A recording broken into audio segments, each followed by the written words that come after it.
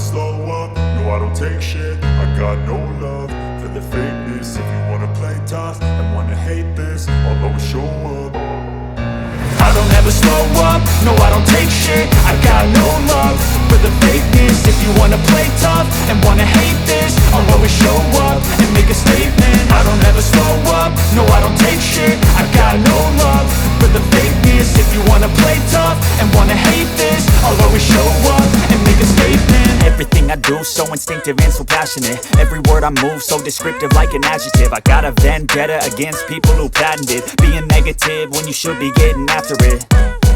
I got facts over tracks, this and that. Spitting slow, spitting fast. I could roast, I could gas. Think I'm okay at last, but I don't know if that can erase all the past. And the pettiness, a reflection of the emptiness. Hilarious, you think you're worth my time, you're delirious. Mysterious, because you hide behind a fake exterior. Inferior, you know I'll always be a bit superior. Get off of me, this ain't no humble brag. I want you to hear words, you can say them back. I want you to feel free from the chains at last, and to believe in what you got, it was built to last, yeah. Now that I've been put through hell, I never got anyone's help. I had to do it all myself. I don't ever slow up, no I don't take shit. I got no love for the fakeness. If you wanna play tough and wanna hate this, I'll always show up and make a statement. I don't ever slow up, no I don't take shit. I got no love for the fakeness. If you wanna play tough and wanna hate this, I'll always show up and make a statement. Gonna learn the consequence of being incompetent. Mental health is confidence, dreams and some honestness. I'm not here to save the day, that's for you to take away. I could play a million mind games, but instead I say something not illogical, something that is topical. Rub it on and watch it go, make yourself unstoppable. Dreams are irresponsible, but they're always possible. If you just believe, you could be so remarkable. Thoughts in my head, a collage and they spread. I'll be great one day, going off of my meds. No, I'm not giving up, no, I'm not giving in. I will make it to the top, taking off in the wind. I gotta make it, I'm saving every day to taste it. I'm patient, but my mind, it can hardly take it. I'm chasing a dream that I've had for several ages. A vacant, modern kingdom for the taking. Now that I've been put through hell, I never got anyone's help. I had to do it all myself. I don't ever slow up, no I don't take shit. I got no love for the fakeness. If you wanna play tough and wanna hate this, I'll always show up and make a statement. I don't ever slow up, no I don't take shit. I got no love for the fakeness. If you wanna play tough and wanna hate this, I'll always show up and make a statement. I don't ever slow up, no I don't take shit. I got no love for the fakeness. If you wanna play tough and wanna hate this, I'll always show up.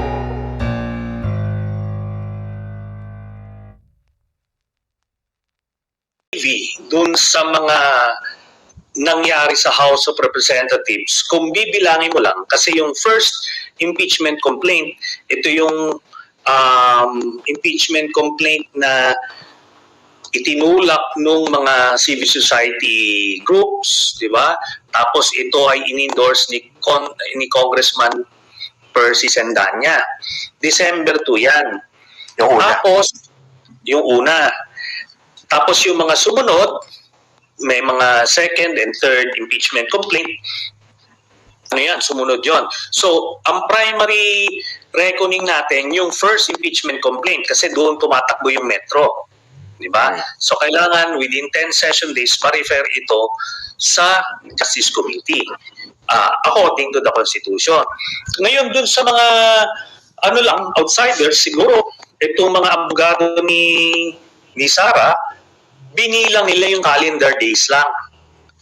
Kasi pag bibilang from December 2 tapos February 5, kahit tanggalin mo yung break ng House of Representatives noong December hanggang mid-January, kung bibilangin mo, lalagpas ng 10 calendar days.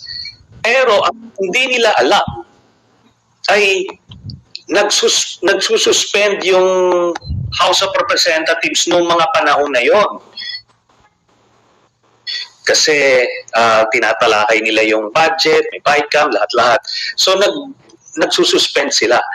Ngayon, by internal rules ng legislature, sa Senado man o sa House, kahit 3 araw magkakasunod yan, pagka nag-suspend lang ng proceedings, Session. oo, pagka nag-suspend ng session for the day, to be continued the following day, ano pa rin yun? Counted as the same session day. So, pwedeng 3 consecutive days, counted as 1 session day. So, pagka bibilangin mo yung actual session day, nakasama na yung mga sinuspend, pasok na pasok siya dun sa 10 session days. Kasi on the 10th session day, ang ginawa na nung House of Representatives, yung third mode ng filing ng impeachment, ito na yung 1/3 na signature. Kaya hindi mo na kailangan i-refer sa Justice Committee kasi shortcut yun eh. Yun yun.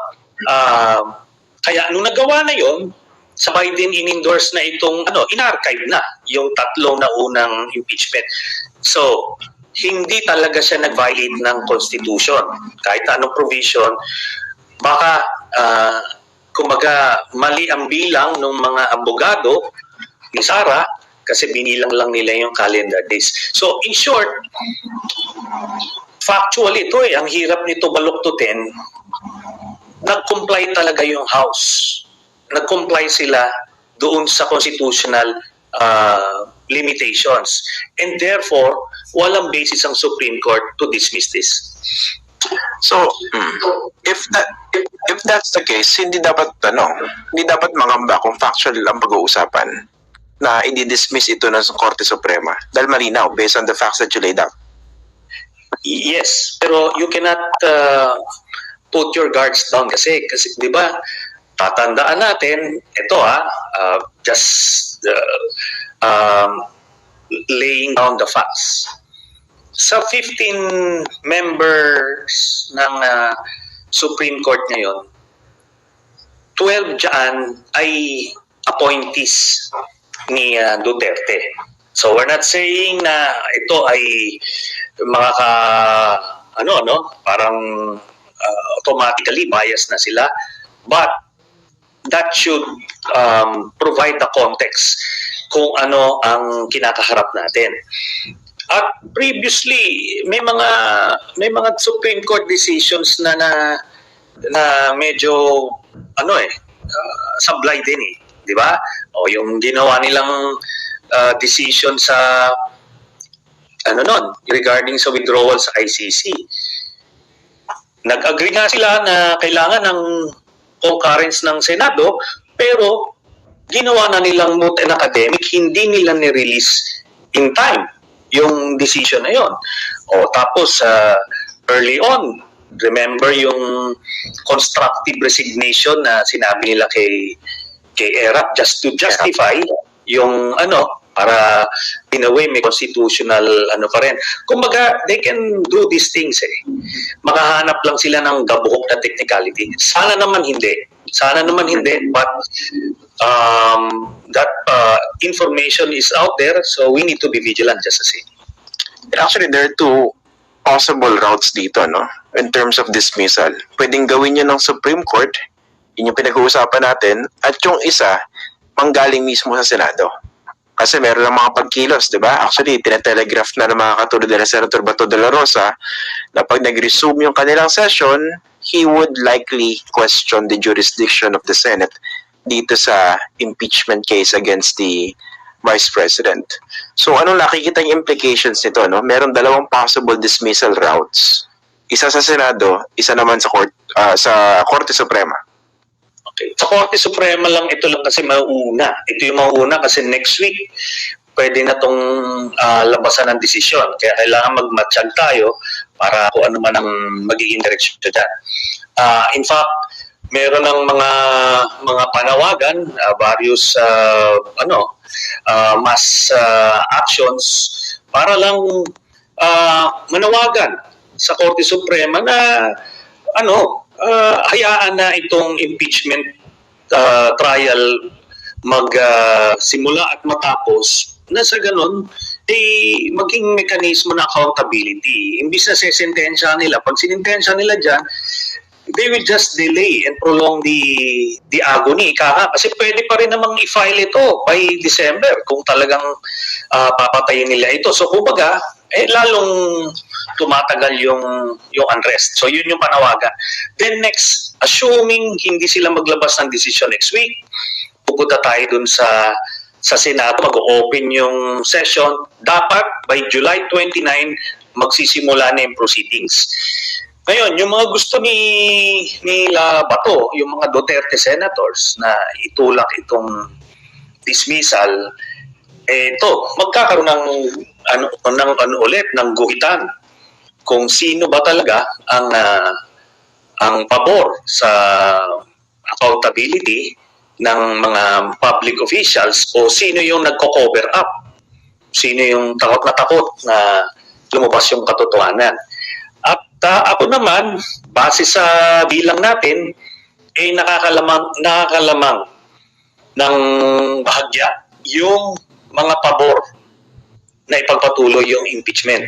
Kaya baka mapahiya sila Bato diyan sa plano nila. Paano nyo how did you arrive at that conclusion na medyo nakakalamang ng kaunti yung mga senador na gustong ituloy yung trial? Nagtatalap naman tayo ng mga impormasyon tungkol dyan, pero hindi ito necessarily ibig sabihin na nais nilang ipagpatuloy yung impeachment ay automatic na magko-convict sila.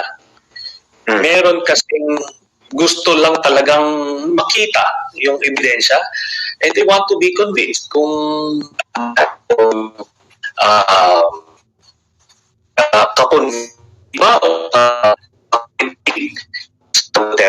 so, they want the process na magsimula at matapos. Pagka gumulong ulit ang public pressure, kasi remember the last time, they were determined to dismiss it also noong June, pero here we are now.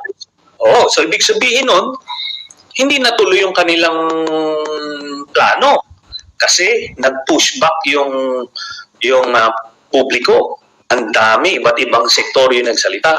Ngayon, mararamdaman din nila itong ganitong pressure. Kaya kailangan natin magmatag at iparamdam natin yung ating saloobin. Eventually, they will feel the pressure. Ang target dito kasi yung mga moderate na senador. Kasi yung Duterte senators talagang nakaukit na yung boto nila Pero yung mga moderates pa, madadala yan. Kasi alam nilang baka dumikit sa kanila itong magiging desisyon nila dito sa future elections.